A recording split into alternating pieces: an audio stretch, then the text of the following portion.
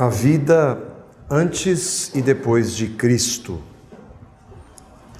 Hoje nós vamos fazer uma pausa numa série de estudos em Gênesis. Gostaria de nós meditássemos um pouco sobre esta realidade da vida nova em Cristo.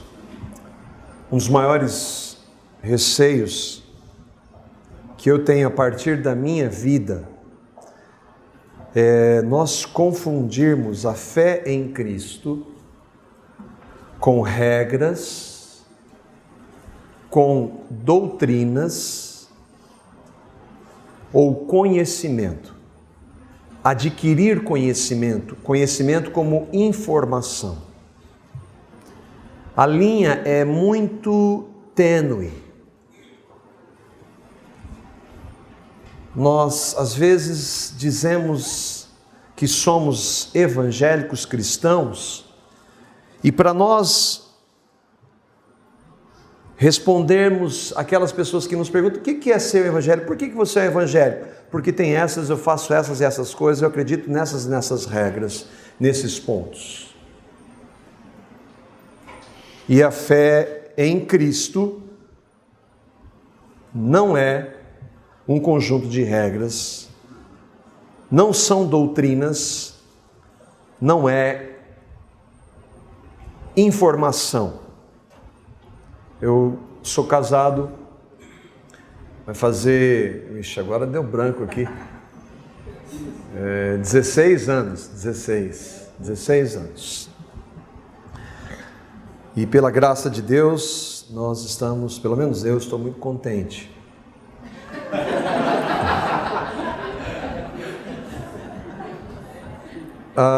A Carla, ela tem algumas regras, algumas doutrinas. Uma delas é muito contundente. Ela, em questão de horários, assim, ela é fundamentalista em relação a chegar nos horários. E eu posso saber algumas informações a respeito dela. Mas nada disso faz com que eu a conheça de verdade. Posso dar uma descrição de quem é a Carla, minha esposa. Eu posso descrever alguns textos da palavra, falar algumas verdades para você. Você pode ter informação, a correta informação. Mas aí você precisamos de um relacionamento. Relacionamento com Deus na pessoa de Cristo. A fé em Cristo tem sim regras, mandamentos, tem doutrinas, tem conhecimento. Mas a fé em Cristo não se baseia nisso, não se fundamenta nisso, mas sim em um relacionamento com Ele, Cristo.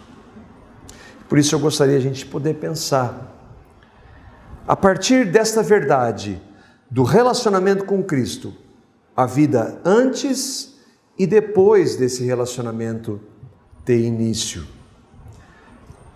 Precisamos inicialmente estabelecer que esse relacionamento precisa ter um começo. O fato de você estar, eu e você estarmos em uma religião ou em uma igreja, não quer dizer que nós tenhamos um relacionamento. Todo relacionamento tem que ter um início. E não é diferente para com Deus. Nós precisamos conhecer a Deus relacionalmente. Eu gosto muito de pensar que a palavra, quando a Bíblia diz do homem no relacionamento sexual com a sua esposa, algo que é maravilhoso, a palavra usa para esse relacionamento, que é a expressão mais íntima de um relacionamento, conhecer. A expressão conhecer. E nós somos chamados a conhecer o nosso Deus. Não saber informações sobre Ele, mas conhecer. E para que esse relacionamento aconteça, ele precisa ter um início. Como é que eu começo? Como é que esse relacionamento tem um início? Nós precisamos saber algumas verdades a nosso respeito. Primeiro, que eu e você não podemos buscar a Deus, nós não buscamos a Deus. Hoje nós fomos lá assistir o jogo de futebol e o meu pai perguntou para o meu filho, eu fui levá-lo porque ele tinha prometido que iria, né? Sim, sim, não, não. E aí nós fomos lá e meu pai perguntou para ele, você prefere ficar aqui ou ir na igreja? Ele falou, eu prefiro ficar aqui. Naturalmente, nem filho de pastor busca a Deus. O homem não busca a Deus, não quer a Deus. Precisa que Deus, é necessário que Deus faça uma intervenção. O homem não busca a Deus, por quê? Porque ele é pecador, nascemos em pecado, somos pecadores por natureza e por consequência em atos. Porque nós nascemos assim, nós não podemos mudar. Então quer dizer que se eu souber essa doutrina, essa regra e conhecer essas informações, eu tentar segui-las, eu começo esse relacionamento com Deus, é assim? Não, não é assim. Nós precisamos saber verdades. Precisamos ouvir do Evangelho para que Deus gere fé em nós e para que Ele nos mostre quem nós somos, pecadores. E então nós entendamos que só Ele pode dar início a esse relacionamento. Eu e você somos pecadores, não podemos mudar isso. Nossas religiões, sejam elas quais forem, não podem, só Cristo pode. E Deus fez isso. Romanos capítulo 5, versículo 8, aqui mostra a possibilidade que nós temos de ter esse relacionamento iniciado. Romanos 5, 8, mostra que a iniciativa foi de Deus. Eu vou estar projetando os textos aqui. A palavra diz, mas Deus. Por que mas Deus? Porque ele está falando tudo que nós somos, pecadores, não queremos a Deus, não buscamos a Deus, preferimos as coisas do mundo, mas Deus, ou seja, apesar de nós, mas Deus demonstra o seu amor por nós, pelo fato de Cristo ter morrido por nós, sendo nós ainda pecadores, ou quando nós éramos pecadores. Isso mostra o amor incondicional dele, e a nossa realidade de pecadores. Eu e você, se você busca Deus, louve ao Senhor, porque foi Ele que te buscou primeiro. Eu e você não o buscávamos. Então Cristo morre por nós em nosso lugar. Quando nós cremos na morte de Cristo por nós, para pagamento dos nossos pecados, para remissão dos nossos pecados, e cremos na sua ressurreição, nós recebemos isso pela fé. Ali naquele momento tem um início do relacionamento com Ele. Por isso que a palavra usa conversão, nascer de novo, uma nova vida, novo nascimento. Só assim há um início de um relacionamento com Deus. A palavra diz que Cristo morreu por nós, sendo nós ainda pecadores, para perdão, remissão dos nossos pecados. Mas a outra verdade que tem tudo a ver com aquilo que nós vamos tratar agora. Cristo nos fez morrer no corpo dele. Em Romanos, capítulo 6, nos versículos 6 a 7, que diz assim: pois sabemos que o nosso velho homem foi crucificado com ele, para que o corpo do pecado seja destruído e não sejamos mais escravos do pecado, pois quem morreu foi justificado do pecado. O que esse texto está dizendo? Sabemos como eu sei? Pela fé, pela pregação da palavra. A fé vem pelo ouvir e ouvir pela pregação de Cristo. Deus usa a palavra dele mediante o Espírito e gera fé em nós. E aí então nós podemos saber experiencialmente. Sabemos, eu sei, pela fé na palavra, que o meu velho homem, a natureza de pecado, o velho homem, foi crucificado em Cristo. Mas espera aí, nem Paulo, que estava escrevendo isso, estava crucificado. Mas ele está falando pela fé. Então ele diz, eu sei, nós sabemos quem? Aqueles que tiveram esse relacionamento iniciado, o início desse relacionamento, eu sei agora, pela fé, que o meu velho homem foi com ele crucificado. Então, Cristo não somente morreu por mim, mas ele me fez morrer. E nós vamos ver quais as implicações da nossa morte com Cristo para essa vida aqui agora. Ele nos levou a morrer. A morte de Cristo e a nossa morte com ele tem um objetivo. Qual é? Para que o corpo do pecado seja destruído, desfeito. Um dia, tudo isso vai acabar e esse corpo vai ser literalmente transformado. Mas esse texto significa que enquanto nós cremos em Cristo agora, Ele pode dar-nos vitória para que nós não mais sejamos escravos do pecado, como nós éramos antes de termos esse relacionamento iniciado. A morte com Cristo, a nossa morte com Cristo tem o papel de Cristo vivendo em mim e Ele me capacita a viver para a glória dEle. Nós não temos condição a partir de nós mesmos. Não é assim, eu creio no que Cristo fez por mim, Ele morreu por mim, eu recebo isso e agora, Senhor Jesus, já que o Senhor me deu a salvação, pode deixar, Senhor, que a partir de agora eu cuido da minha vida, eu vou te obedecer. Não. Jesus fala assim, sem mim, vocês não podem fazer absolutamente nada. Por isso então, de nós termos morrido com Cristo pela fé. A morte de Cristo e a minha morte com Ele, por quê? Porque Jesus ficou na morte? Não, Ele ressuscitou para nos dar uma nova vida. Por que que eu morri? Versículo 8, ou para que eu morri?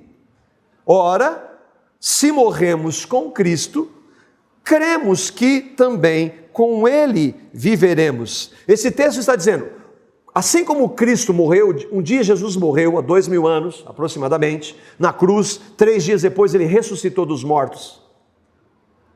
Um dia, pela fé, nós morremos com Ele, e um dia nós vamos ressuscitar dos mortos, corpos glorificados, nós seremos como Ele é. Mas essa ressurreição já aconteceu pela fé, então com Ele nós podemos viver, Ele vivendo em nós, Ele tratando conosco nessa vida aqui agora. É Ele em nós. Por isso que Paulo diz, não eu, mas Cristo. É Cristo habitando naqueles que creem. Precisa ter um início, novo nascimento. Nossa morte e ressurreição com Cristo pela fé. E agora, como a vida de Cristo, do Cristo que eu confesso, se manifesta ou vai se manifestar na minha e na sua vida? E nós vamos ler Colossenses, o capítulo 3, os versículos 1 a 17. Eu vou ler todo o texto e depois nós vamos verso a verso para entender essa vida depois de Cristo. Colossenses 3, a partir do versículo 1. Portanto, já que vocês ressuscitaram com Cristo, procurem as coisas que são do alto, onde Cristo está assentado à direita de Deus. Mantenham o pensamento nas coisas do alto e não nas coisas terrenas. Pois vocês morreram, e agora a sua vida está escondida com Cristo em Deus. Quando Cristo, que é a sua vida, for manifestado, então vocês também serão manifestados com Ele em glória. Assim, façam morrer tudo que pertence à natureza terrena de vocês: imoralidade sexual, impureza, paixão, desejos maus e a ganância, que é a idolatria. É por causa dessas coisas que vem a ira de Deus sobre os que vivem na desobediência, as quais vocês praticaram no passado, quando costumavam viver nelas. Mas agora, abandonem todas essas coisas: ira, indignação, maldade, maledicência e linguagem indecente no falar. Não mintam uns aos outros, visto que vocês já se despiram do velho homem com as suas práticas, e se revestiram do novo, o qual está sendo renovado em conhecimento à imagem do seu Criador. Nessa nova vida, já não há diferença entre grego, judeu, circunciso ou incircunciso, bárbaro e cita, escravo e livre, mas Cristo é tudo e está em todos. Portanto, como povo escolhido de Deus, santo e amado, revistam-se de profunda compaixão, bondade, humildade, mansidão e paciência. Suportem-se uns aos outros e perdoem as queixas que tiverem uns dos outros. Perdoem como o Senhor lhes perdoou. Acima de tudo, porém, revistam-se do amor, que é o elo perfeito. Que a paz de Cristo seja o juiz em seus corações, visto que vocês foram chamados a viver em paz, como membros de um só corpo. E sejam agradecidos. Habite ricamente em vocês a palavra de Cristo. Ensinem e aconselhem-se uns aos outros com toda a sabedoria e cantem salmos, hinos e cânticos espirituais com gratidão a Deus e em seus corações. Tudo que fizerem, seja em palavra ou em ação, façam-no em nome do Senhor Jesus, dando por meio dele graças a Deus Pai. Paulo está escrevendo para aqueles que creem em sua morte e ressurreição com Cristo. E ele não começa com a morte, ele começa com a vida. Você crê em sua morte, então seu velho homem foi com ele crucificado. Mas você não ficou na morte. Agora Cristo habita em você. Esse é o que o texto diz. Porque já que, ou se, ele coloca, já que ou se vocês ressuscitaram com Cristo, tudo isso pela fé. Nós estamos aqui agora, fisicamente, nós estamos nos vendo. Mas como é que eu morri com Cristo e eu ressuscitei com Cristo? Pela fé. Fé que é dada por Deus, que Ele gera em nós e que quando nós cremos verdadeiramente nessa verdade, isso fica claro para nós. Já que vocês ressuscitaram com Cristo, como é que vai ser agora a vida de vocês? Ou se vocês crê no que Cristo fez, creio. Você crê no que Cristo fez? Creio. Então, já que vocês ressuscitaram com Cristo, como é que eu vou saber se o que você está dizendo é verdade? Você vai procurar as coisas que são do alto. Isso é uma ordenança para aqueles que creem. Você crê na sua morte e ressurreição com Cristo? Então procure as coisas que são do alto. Que alto? Por que procurar? Porque é lá que Cristo está assentado à direita de Deus. Mantenham os pensamentos ou pensamento nas coisas que são do alto e não nas coisas terrenas. Por isso que eu tenho dificuldade. Hoje eu começo a pensar, não estou dizendo que é pecado, em perder tempo com coisa de TV, futebol, por exemplo. Eu fui lá, eu tinha prometido para o Del, eu estava torcendo para perder, para não ter que ir. Não tem mais prazer nisso. E com absoluta certeza, isso não é coisa do alto. Não estou dizendo que é pecado. Onde Cristo está, nesse momento, habitando em nós pelo Espírito Santo e assentado literalmente, o Deus Filho, homem, está sentado à direita de Deus Pai no céu. O que é pensar?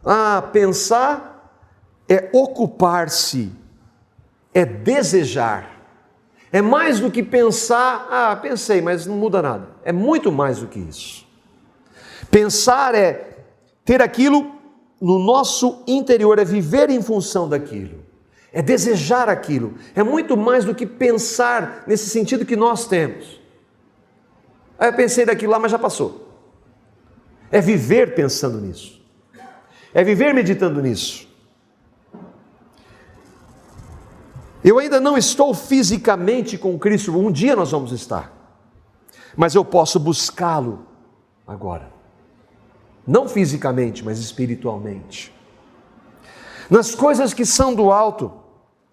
Que coisas que são do alto? E aí, eu quero que você reflita comigo, isso que eu estou dizendo é para a gente meditar. Filipenses capítulo 4, versículo 8. O que são as coisas do alto? Pensar nas coisas do alto, que coisas são essas? Já que você citou um exemplo de que talvez não seja do alto. Finalmente, irmãos, tudo o que for verdadeiro, tudo que for nobre, tudo que for correto, tudo que for puro, tudo que for amável, tudo que for de boa fama, se houver algo de excelente ou digno de louvor, pensem nessas coisas. O que ficou caracterizado para o meu filho, a primeira vez que ele foi o número de palavras nobres, corretas, puras, que são ditas num jogo de futebol. E ele perguntou para a Carla, depois para mim, se ele podia xingar o juiz. Falei, filho, você crê em Jesus?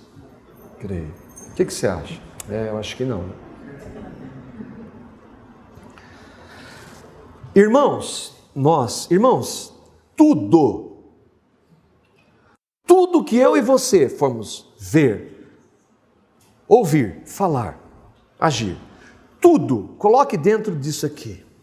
Se for verdadeiro, se for nobre, honesto, tudo o que for correto, justo, tudo o que for puro, e aí você sabemos onde essa palavra quer entrar em questão de pureza, questão de sexualidade, tudo que for amável, tudo que for de boa fama, se houver algo excelente ou digno de louvor, pensem nessas coisas. Pensei, mas vou continuar fazendo aqui. O pensar bíblico não é isso. Pensar bíblico é viver em função disso. Isso ocupe o vosso pensamento, a vossa vida.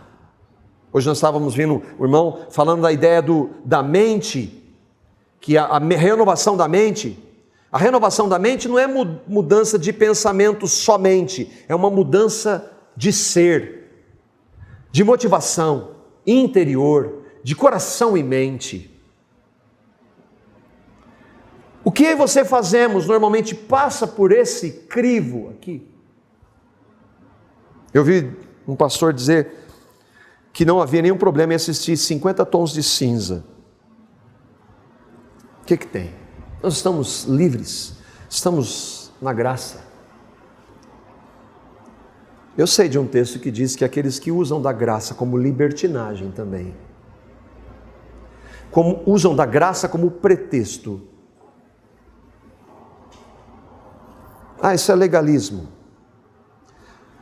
Irmãos, tudo que for verdadeiro, tudo que for nobre, tudo que for correto, que for puro, então talvez nós devamos rever alguns dos nossos conceitos, inclusive de graça. É por isso que a fé cristã não é uma doutrina, nem mesmo a doutrina correta. O Hernandes Dias Lopes, falando da igreja de Laodiceia, que era uma igreja que Jesus estava fora, ela tinha ortodoxia, o ensino correto, e ele usa a expressão ortodoxia morta, doutrinariamente impecável, mas zero de vida. Por isso que a fé cristã, ainda que envolva doutrina, ensino, ela não é um conjunto de ensinos, é um relacionamento que transforma vidas. 1 João 2, 15 e 16, pensar nas coisas do alto, e não nas daqui da terra, ou não nessas coisas do mundo. Aí nós temos João dizendo, não amem o mundo, nem o que há nele. Se alguém amar o mundo, o amor do Pai não está nele. Pois tudo o que há no mundo, a cobiça da carne, a cobiça dos olhos, a ostentação dos bens, não provém do Pai, mas do mundo. Essa cobiça dos olhos, esse prazer, as coisas que nos atraem, e que o mundo é perito, o que governa esse mundo é perito em fazer. Isso não deve fazer parte das nossas vidas, da nova vida em Cristo. Mas por que eu tenho que pensar nas coisas do alto? Voltamos para Colossenses, versículos 3 a 4. Por que eu tenho que pensar nas coisas do alto? Porque vocês morreram. Pois vocês morreram. Lembra que não é uma doutrina, não é citar versículo, é realidade espiritual, que se aplica a essa vida. Eu estou crucificado com Cristo não é um versículo a ser decorado, é vida. Marco foi crucificado com Cristo, e o Marco não vive mais, mas o Cristo que ressuscitou, e que me ressuscitou com Ele, vive em mim. Então o Cristo que me ressuscitou, me leva a pensar nas coisas que são do alto. A sua vida, nossa vida está lá em Cristo, a vida velha. Agora a nossa vontade, os nossos desejos, a nossa propensão devem ser levadas constantemente para a cruz. Ele está falando aqui de glorificação. O que é glorificação? Um dia nós estaremos com Jesus. É fascinante pensar que hoje nós só cremos, a única prova que a gente tem prova é fé. Só temos a fé hoje, irmãos. Nós não podemos mostrar Jesus morrendo e ressuscitando, muito menos nos incluindo na sua morte e ressurreição. Jesus faz milagres? Creio que faz. Mas muitos desses milagres ou sinais podem ser comprovados e questionados. Mas um dia, como nós cantamos, todo joelho vai se dobrar diante de Jesus, porque vai ver esse Jesus vindo nos nuvens no céu com poder e glória. Isso não é um versículo, não é uma metáfora. Jesus vem fisicamente, o Deus encarnado, e todo olho, inclusive aqueles que o negaram, que o rejeitaram, que blasfemaram, vão se dobrar. O Hernandes Dias Lopes diz assim, não é uma questão se você vai dobrar os joelhos diante de Jesus ou não. A questão é quando você vai fazer. E o melhor é nós fazermos agora. Dobrar os nossos joelhos diante de Jesus. Essa glorificação, manifestada com Ele, glória, está falando quando Ele voltar, mas essa vida já que Ele habita em nós pela fé, já deve ser vista aqui, ser manifestada aqui. Versículo 5 do texto, e é imperativo isso, irmãos, façam morrer. Você crê em Cristo? Creia, então faça morrer tudo que pertence à natureza terrena de vocês, os resquícios, os despojos do velho homem, faça morrer. Que são o quê? Imoralidade sexual, impureza, paixão, desejos maus, e a ganância, que é idolatria. Façam morrer. O que é isso? Quando Jesus disse, é melhor você entrar no céu sem um olho, arranca, não é, obviamente não é fisicamente, mas o que ele mostra? Urgência. Senhor, por misericórdia, vem tirar esse desejo meu de pecado. Senhor, tira todo o prazer que o pecado que habitava em mim. Tira, Senhor. Elimina qualquer resquício do velho homem. Ele manda e nós precisamos recorrer a Ele. Senhor, me capacita. Façam morrer. É fácil, irmãos? É óbvio que não. É óbvio que não. Nós estamos, irmãos, não a passeio aqui. Nós estamos em uma guerra. Em uma guerra contra principados e potestades, contra o mundo, contra o diabo e contra uma carne que é propensa ao pecado sempre. E se a vida de Cristo não se manifestar, nós vamos ser constantemente derrotados. Se nós não levarmos o morrer para que a vida dele se manifeste, nós vamos sempre ser derrotados, ainda que como cristãos.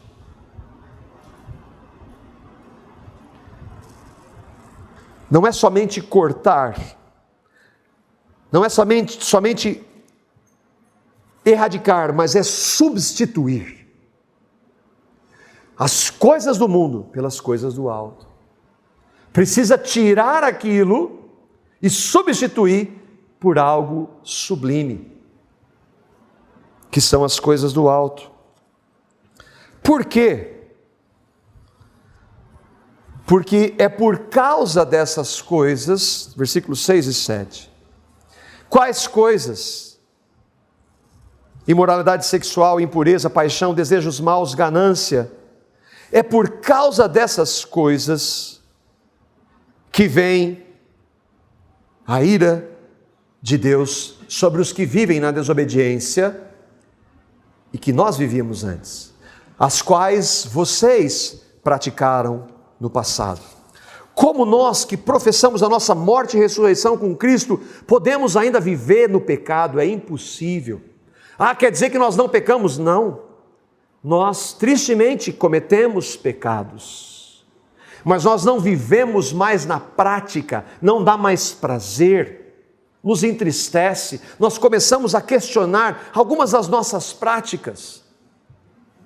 Senhor, é isso que é estar contigo, é isso que te buscar, é isso que é pensar nas coisas do alto? Puxa, tem umas vezes que a gente pergunta sabendo já a resposta. A resposta é não. A gente quer um aval. A gente quer um aval para pecado. Mas se nós cremos não na doutrina correta, não nos ensinamentos, não em regras, se nós cremos que o Espírito Santo habita em nós, o Espírito Santo já nos dirige. Ele nos mostra, Marco, você sabe, meu filho. Pai, tem misericórdia, tira isso de mim. Nós praticávamos, nós vivíamos assim. Irmãos, Cristo morreu na cruz por causa dos nossos pecados. Como é que a gente pode pensar, se quer pensar em continuar neles? Alguns vão justificar a graça. É impossível, irmãos. Pecaremos, pois, para que a graça de Deus abunde? Em hipótese nenhuma. Como nós que morremos para o pecado, vamos viver nele? Não tem possibilidade. A vida antes de Cristo era desse jeito.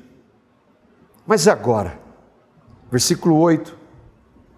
Mas agora, você crê na sua morte e ressurreição com Cristo? Você morreu, Cristo agora vive em você. Então, agora, abandonem todas essas coisas, aquelas que nós já vimos.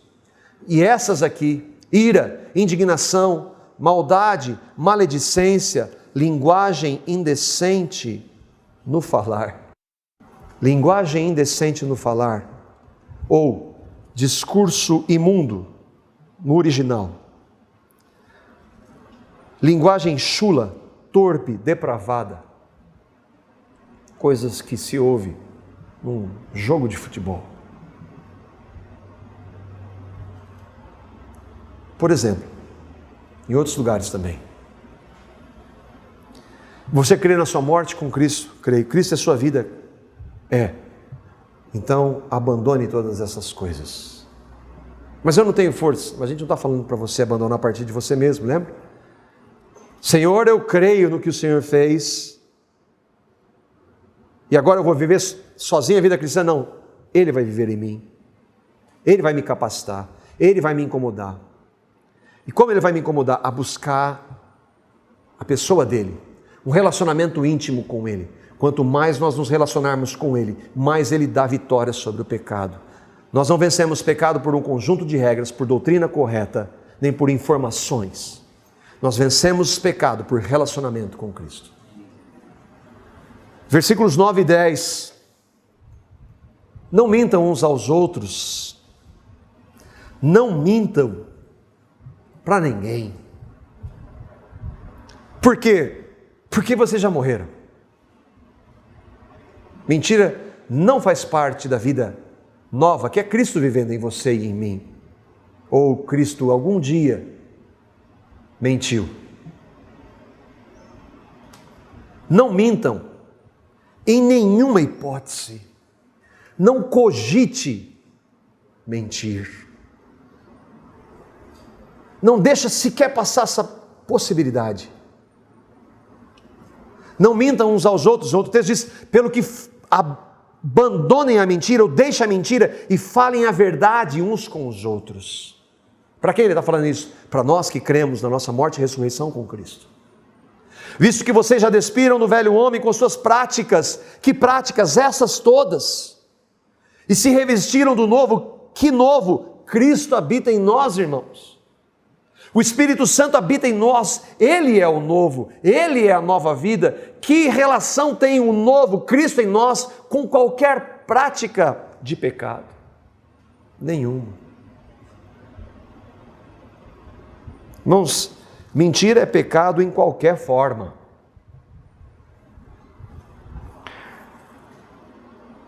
A palavra nos ensina para nós tratarmos com a verdade. Por quê? Porque a verdade liberta. A verdade é a pessoa de Cristo, Ele é a verdade, mas a prática da verdade é libertadora. Ninguém gosta de ouvir a verdade. Nós queremos ser meio enganados, mas é na verdade que está a possibilidade de nós nos arrependermos, de revermos, de pedirmos perdão para aquele com quem nós erramos e para o Senhor. Não mintamos se nós cremos na nossa morte com Cristo. Irmãos, uma verdade fundamental: verdadeiro amor só é verdadeiro se aliado à verdade. Não existe amor sem verdade. Não existe amor sem verdade.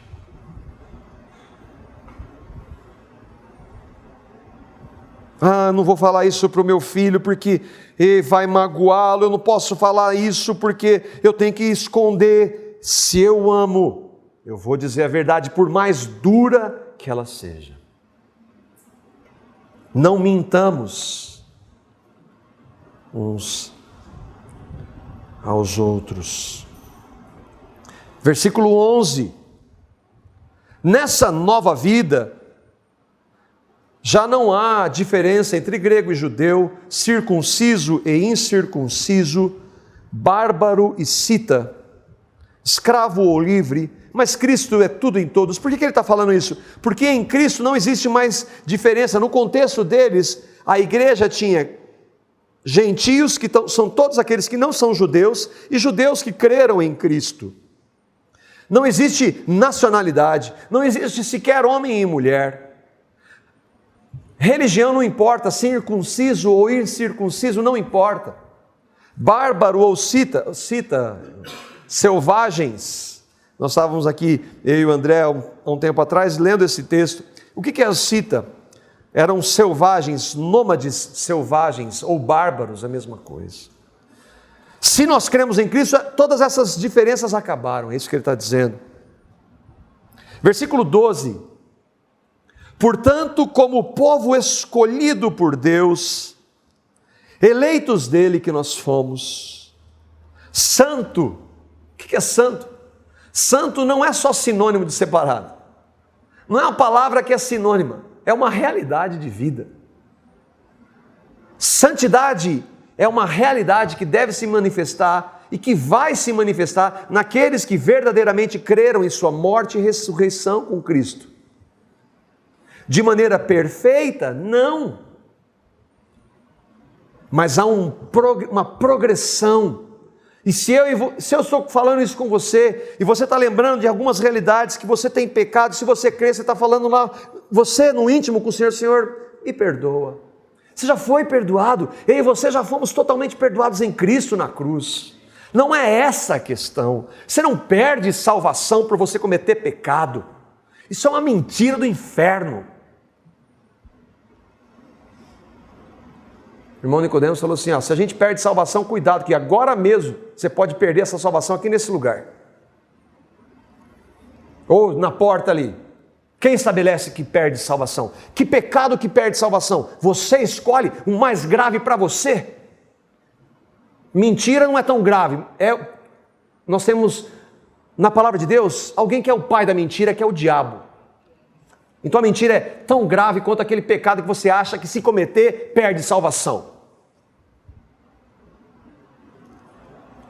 Não é o perdão, já foi totalmente dado, está consumado, não é uma força de expressão, é uma realidade. Se eu e você cremos em Cristo, não importa o que nós façamos, nós já fomos totalmente perdoados. Se a nossa vida acabar aqui agora, eu vou estar na presença dEle. Por quê? Porque você é um santo na prática, na sua vida? Não, porque Ele fez por mim.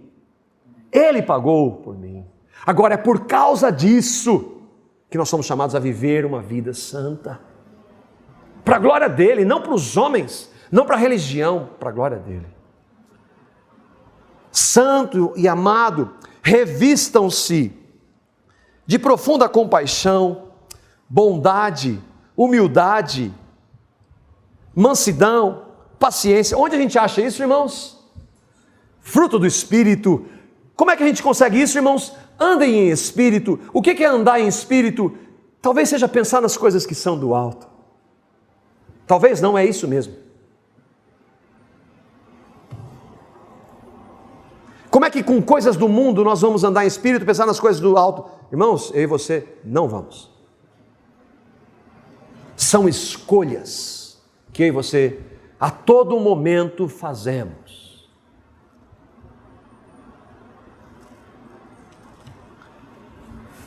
Versículo 13. Suportem-se uns aos outros e perdoem as queixas que tiverem uns contra os outros. Perdoem como o Senhor lhes perdoou. Por que está entrando essa questão de perdão aqui nas coisas que são do alto? Porque quem diz que crê em Cristo e não perdoa, está precisando ser exortado. De que se você não perdoa, se está disposto a não perdoar, então talvez porque há uma possibilidade de você colocar essa situação e falar: Senhor, tem misericórdia, eu não tenho vontade de perdoar, mas eu não posso não perdoar porque o Senhor me perdoou. Então, Senhor, com o seu perdão, eu quero perdoar aquela pessoa. Não perdoar não é uma possibilidade para aqueles que verdadeiramente creem em Cristo. Por isso que ele está falando disso aqui. Talvez o não perdoar seja aquele pecado que você taxa um outro de que não há perdão se você morrer dessa forma. Ah, você não sabe o que ele fez comigo, ou ele ou ela. Eu sei o que eu e você fizemos contra o Deus que nos perdoou. E eu sei que não dá nem para comparar com o que ele ou ela fez com você. E ele nos perdoa. Suportem-se é apoio mútuo. Não é suportar, eu tenho que aguentar o irmão André, mas não é eu tenho que aguentar, eu não suporto, não suporta. Não é isso. Suporte é apoio mútuo. É conviver, sim, com diferenças, com limitações, que você acha que não tem, mas você tem. Porque quando você acha que não tem, você está considerando a limitação do outro. Suporte entre irmãos. Isso é fruto de Cristo crucificado. O que Paulo quis dizer quando ele escreveu: nada me propus saber entre vós, senão a Cristo crucificado? Mas então isso aqui não tem nada a ver com Cristo crucificado? Não, tem tudo a ver com Cristo crucificado. Cristo crucificado é pensar nas coisas do alto. Cristo crucificado é perdoar. Cristo crucificado é abominar o pecado. Cristo crucificado não é um versículo que eu sei decorado. É vida de Cristo em mim.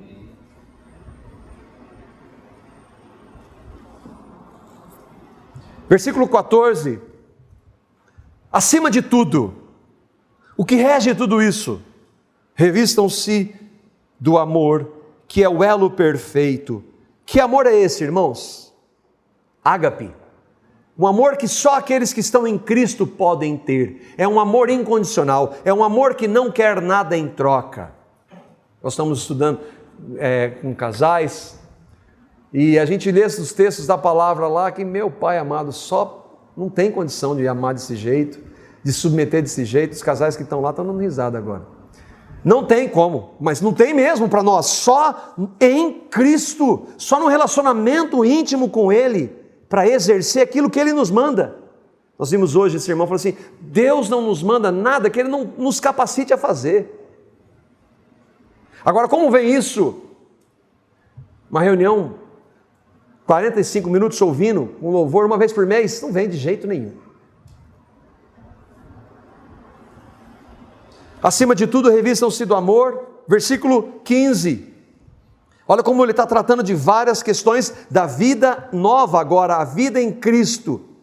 Que a paz de Cristo seja o juiz ou o árbitro em seus corações, visto que vocês foram chamados para viverem em paz, a viverem em paz, como membros de um só corpo, e sejam agradecidos.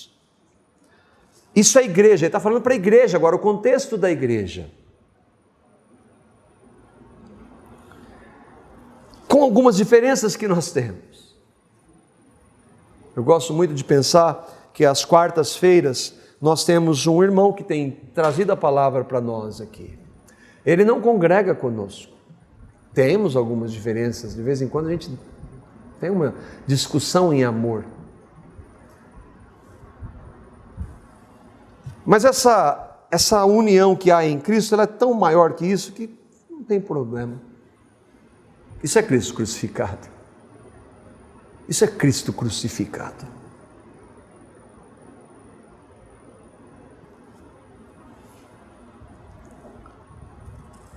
Como é que buscai as coisas do alto? Como é que eu busco as coisas do alto na prática? A expressão na prática.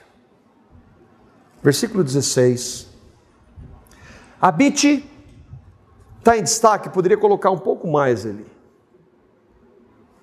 Habite ricamente em vocês a palavra de Cristo.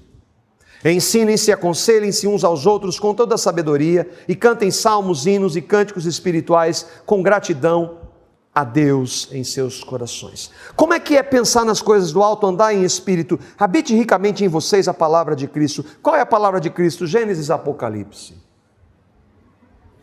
Toda a escritura é inspirada por Deus, Jesus é Deus, então é a palavra dele também. É ter prazer nisso. A gente brinca, alguns irmãos aqui vão fazer um corte de cabelo todo mês, e a gente fala que lá é o corte, como é que a gente chama mesmo, Flávio?